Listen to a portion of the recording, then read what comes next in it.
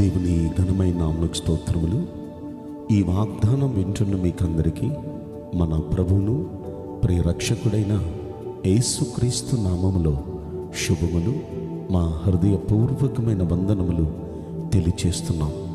ఈరోజు దేవుని వాగ్దానం నిర్గమాకాండం 20వ అధ్యాయము 24వ వచనం. నీ యొద్దకు వచ్చి నిన్ను ఆశీర్వదించెదను. ఈ వాగ్దానం మంచి దేవుడు మనందరి వినికిడిలో నెరవేర్చునుగాక. ఆమేన్. దేవాది దేవుడు ఈరోజు మనకెంత చక్కని వాగ్దానం ఇస్తున్నారో చూడండి. మన యొద్దకు వస్తారంట ఆయన.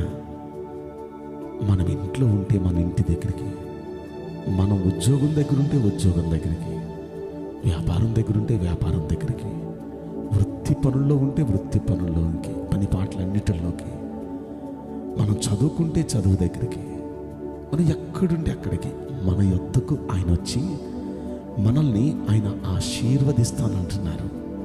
వండర్ఫుల్. ఇది నిజంగా మన పట్ల నెరవేరితే ఎంత బాగుందో. ఇది ఆయన నెరవేరుస్తానంటున్నారు. అయితే మనం చేయాల్సిన పనేంటి? ఏం చేస్తే ఈ వాగ్దానం మన పట్ల నెరవేరిద్ది?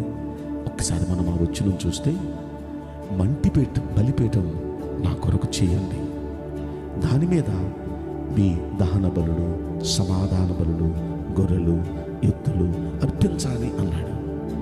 దీని అర్థం ఏంటి?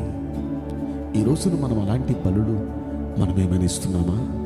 మనం దేవునికి ఇచ్చే బలులు, అర్పణలు ఏంటంటే మన స్తుతులు, మన ప్రార్థనలే. మనం ఆయనకి చేసే స్తుతి ఆరాధన, స్తుతి యాగం, అది మనం ఆయనకి ఇచ్చే బలులు. మనం ఆయనకి చేసే ప్రార్థనలు, అవి మనం ఆయనకి ఇచ్చే బలులు, నైవేద్యాలు. అది మంటి బలిపీఠం అంటే మనమే ఆ మంటి బలిపీఠం. ఆయనకు మనం ఒక బలిపీఠంగా మనం సమర్పించుకోవాలి.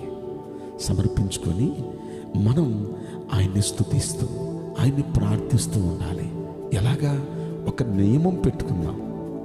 అయ్యా, ఈ సంవత్సరం ప్రతిరోజు ఉదయం ఇన్ని గంటల నుండి ఇన్ని గంటల వరకు, అయ్యా ప్రతిరోజు రాత్రి ఈ సమయం నుండి ఈ సమయం వరకు మేము మిమ్మల్ని గణపరుస్తామయ్యా, మిమ్మల్ని ప్రార్థిస్తామయ్యా, మిమ్మల్ని స్తుతిస్తామయ్యా అని దేవుని దగ్గర ఒక చిన్న నియమం పెట్టుకోవాలి మనం.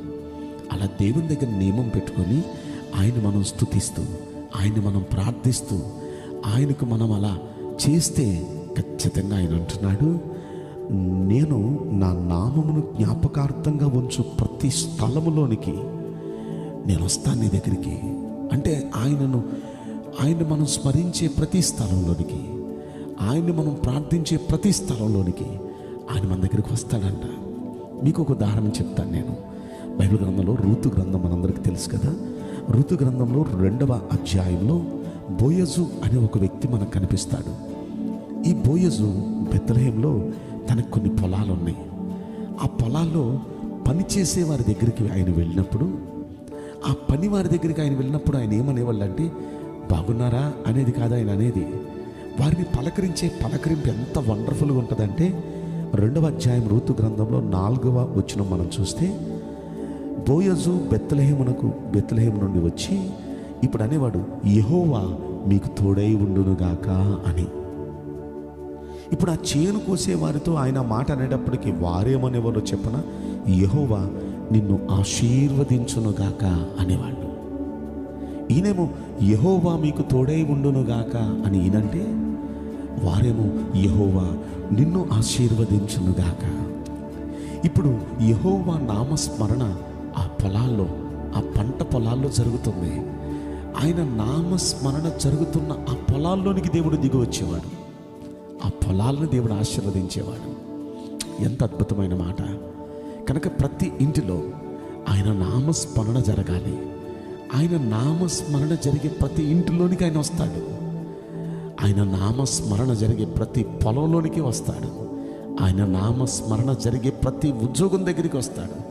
ఆయన నామస్మరణ జరిగే ప్రతి వ్యాపారం దగ్గరికి, ప్రతి వృత్తి పని దగ్గరికి, ప్రతి చదువు దగ్గరికి, ఎక్కడుంటే అక్కడ ఆయన నామస్మరణ మనం చేస్తూ ఉంటే ఆయన నామాన్ని జ్ఞాపకం చేసే ప్రతి స్థలంలోనికి ఆయన వస్తారంటండి. ఆయన వచ్చి ఏం చేస్తారు? మనమేదో పెట్టింది తింటాం కాదు, ఆయన వస్తే ఖచ్చితంగా మనల్ని ఆశీర్వదిస్తారు. ఆయన రావాలంటే మనం చేయాల్సిన చక్కని పని మనం చేద్దాం. కనుక ఈ విషయాన్ని గమనించుకొని ఇక నుండి ఎక్కువగా ఆయన నామస్మరణ, మనం ఇంట్లో ఉన్నా, మనం ఎక్కడున్నా ఆయన నామాన్ని స్మరిస్తూ ఉందాం. ఖచ్చితంగా మనం ఎక్కడికి వెళ్ళినా ఆయన మనతో కూడా వస్తారు, మనల్ని ఆశీర్వదిస్తారు. ఈ వాగ్దానం వింటున్న ప్రతి వ్యక్తి వినికిడిలో, జీవితంలో మంచి దేవుడు నెరవేర్చునుగాక.